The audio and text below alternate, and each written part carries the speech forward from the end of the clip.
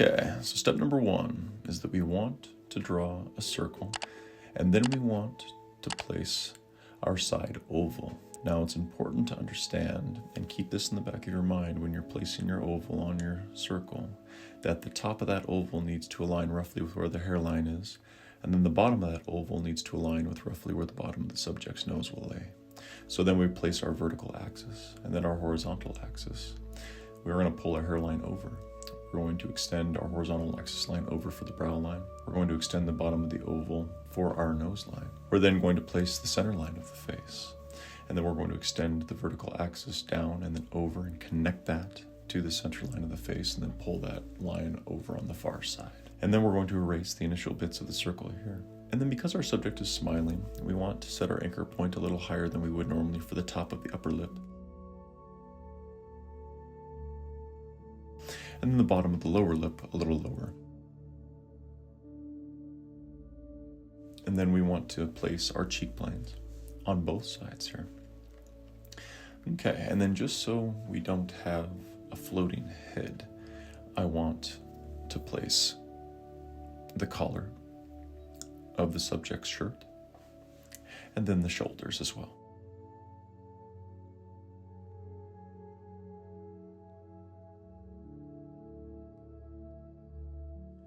We're not going to get too crazy with the details on the shoulders, but I like to place them because it helps me gauge proportionally other aspects of the drawing.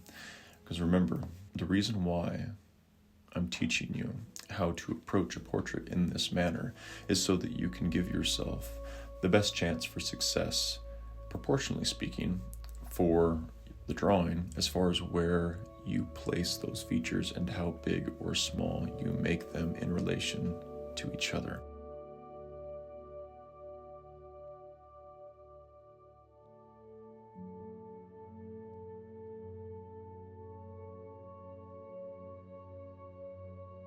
So then you're going to want to take like a kneaded eraser and just very lightly hit the paper and make it more or less transparent.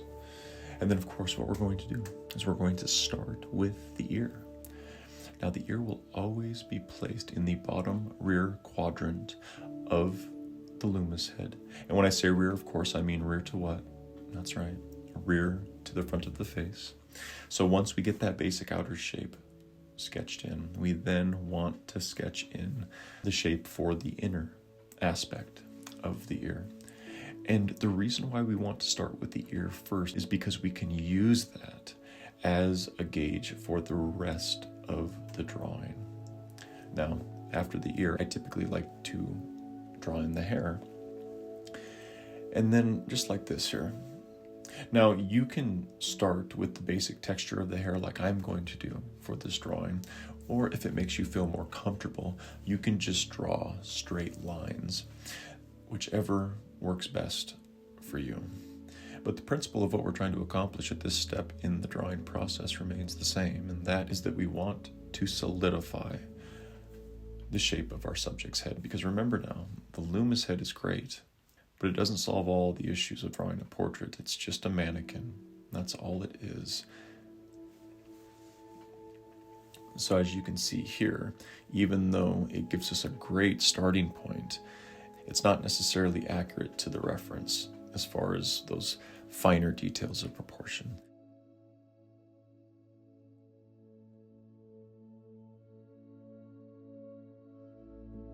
So now what I'm doing is I'm going on that far side of the face, and I want to really cement exactly what lines are going to live in this sketch.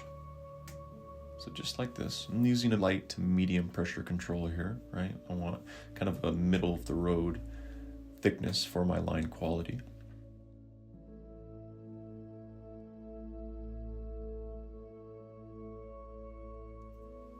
And that's actually looking pretty good. Something just like that.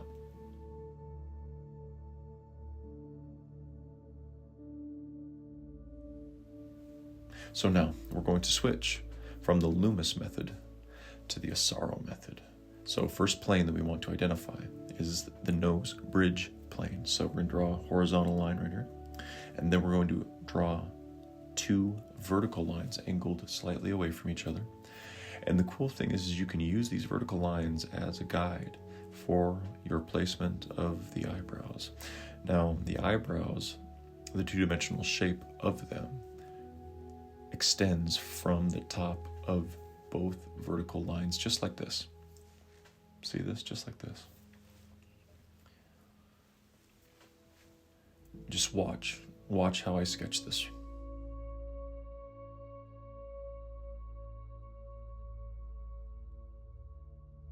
Notice the light pulls. You don't have to do one long drawn out pull, right? Just nice and slow, nice and short, because when you draw in this manner, when you do nice short strikes on the paper, regardless of whether you're using the overhand or the 3-point grip, you give yourself a chance to see any proportional imperfections sooner rather than later.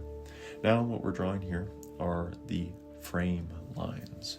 Now these frame lines help you to gauge exactly where that upper eyelid sits. Now for this reference photo, it's a little different because her eyes are almost closed because she's laughing. But we just want to pull those down, and then we want to connect them. And then what I'm going to do is I'm just going to kind of lightly sketch in kind of the creases for the bottom of her eye, and then a crease for the upper eyelid as well.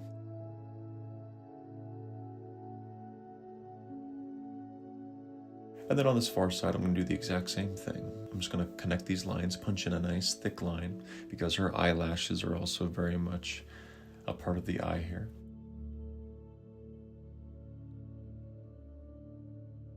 And then I'm just going to do some nice light sketching. I'm going to kind of lower the value while at the same time giving the eyes a little bit of character as well. Now, this is something that I haven't really done in other drawing tutorials, but I told you that I was going to do this, so this is kind of how you do it. You can just do really nice light sketches. Remember, we're not going to be winning any awards here, and this is simply just for practice. Yeah, something just like that. So then, kind of like how we built the eyes from the top down with the frame lines and the eyebrows, now we're going to build the nose from the bottom up. So we're going to start with our Loomis line here. We're just going to kind of sketch up on the sides, and then refer to the Asaro head model here. Notice the planes that we're trying to identify. I'm just going to pull this line over like this.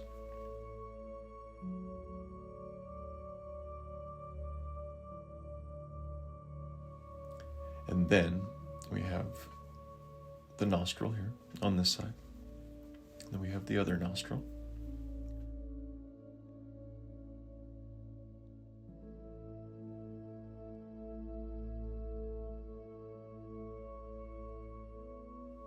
And then right about here, we have that nose tip plane, so we can punch this in.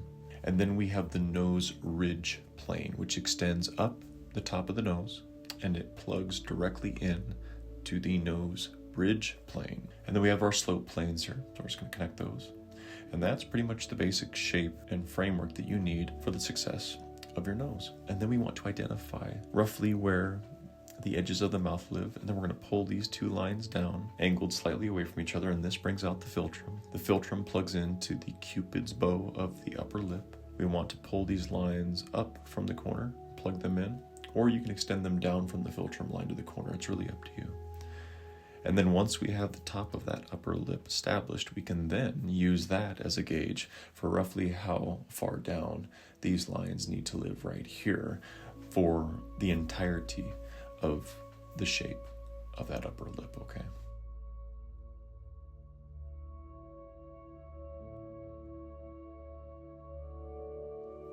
And this is where it gets a little dicey, but we're not going to worry about individual teeth, okay? Let's just focus on the actual shape of the teeth, all right?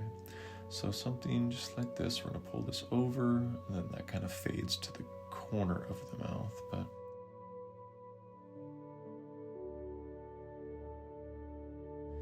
and then right about here, right, we're using that anchor point right here as kind of the foundation for this lower lip. We're going to extend this line up, but then remember what I always say about the lower lip: don't extend that line all the way to the corner, because then it won't look right.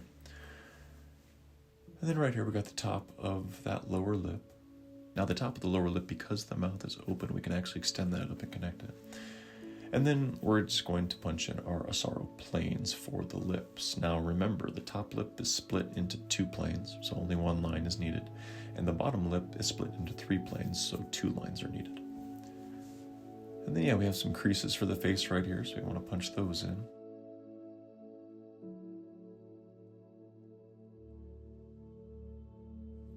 And then why not? Let's start with our Asaro planes. Now, the Asaro planes, and one of the reasons why I'm teaching you this method is because a lot of times for especially young artists, it's not enough to have just this. And it is imperative that you understand underlying form. And so what better way to understand it than to frame it with each and every sketch that you do, right? But what I'm doing is I'm using the Asaro head as my guide for exactly where these planes live on this specific reference photo. Now, every reference is going to be different, and the Asaro method itself is meant to be a general guide for framing the underlying form of the face. This method was originally devised for painters so that they could understand lighting for like oil painting and whatnot. But because it's rooted in principle, it is applicable to a wide range of pretty much every visual artistic medium that there is. But just like this, right here, notice how we're framing the cheekbone, because that cheekbone does protrude out slightly from where the eyes sit.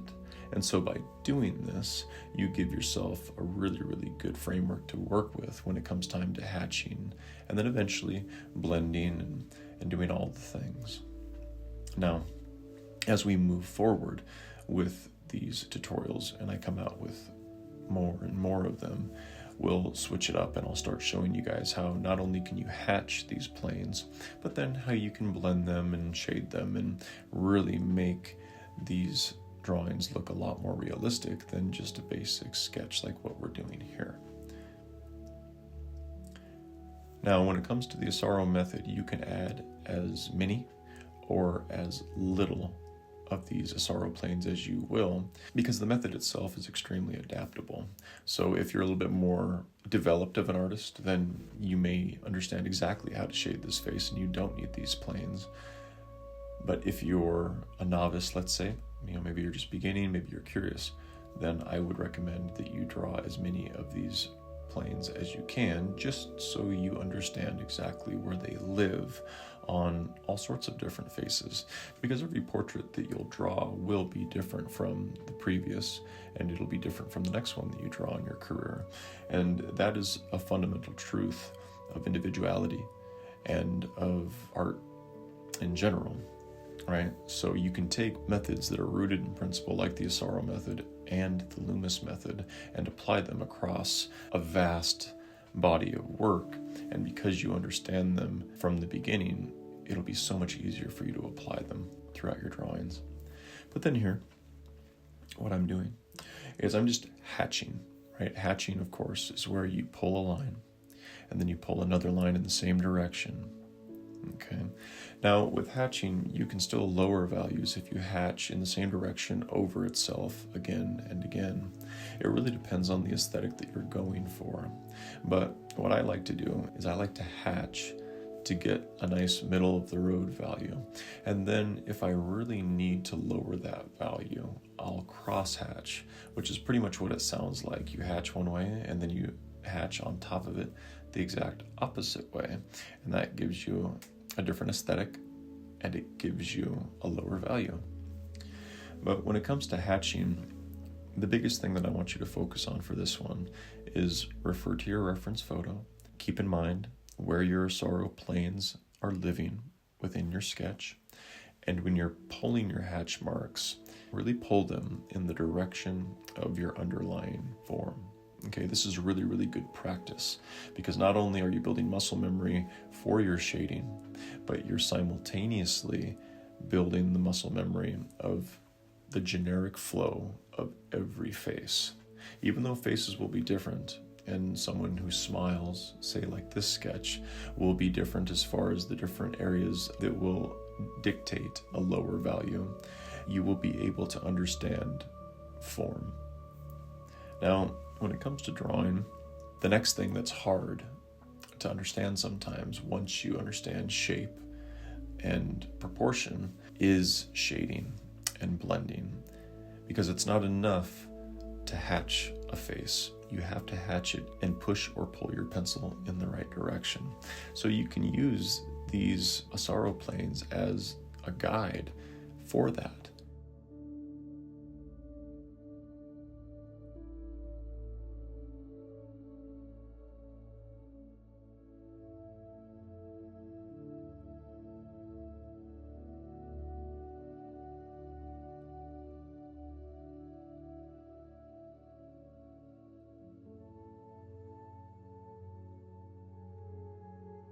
So if you're a little unsure, do it like this, right? Notice how I'm pulling the lines, like say from the bottom of the jaw, I'm pulling them up one way, and that's it.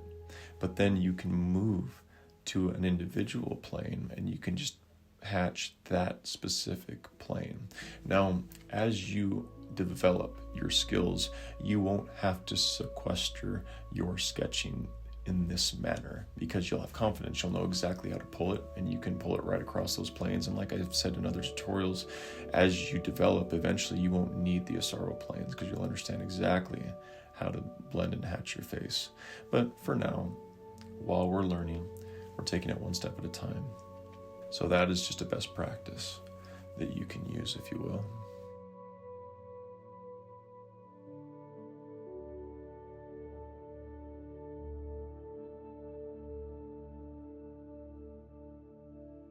Yeah, just like this. Just take it one plane at a time. And this is the brilliant thing about the Asaro method, is if you actually look at the reference photo, and then if you look at the Asaro head, and then of course the drawing, you can clearly see how there are actual variations in value because of the lighting situation on the subject's face. But then you can see how these planes tangibly correspond to those variations in value. So John Asaro, when he developed this method back in the 70s, was very much onto something. He understood lighting at a masterful level. And that's clear here in this sketch. But yeah, I'm just going through, putting detail in the eyebrows, hatching here, hatching a little there. Like, check this out. See this one right here? This is pretty dark on her face, so let's just lower this value.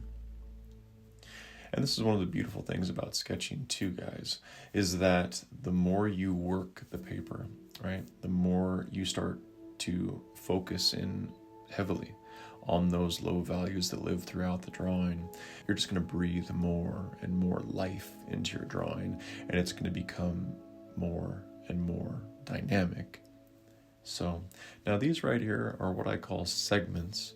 Segments are basically clumps of hair. Now, every subject is going to be different. Some subjects will have shorter hair, others will have longer hair, some will have curly hair, others will have straight hair. But by drawing in these segments, you can bring out the flow of hair.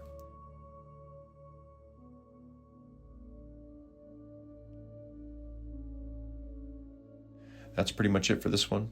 Stay happy, stay healthy, and remember, never stop drawing.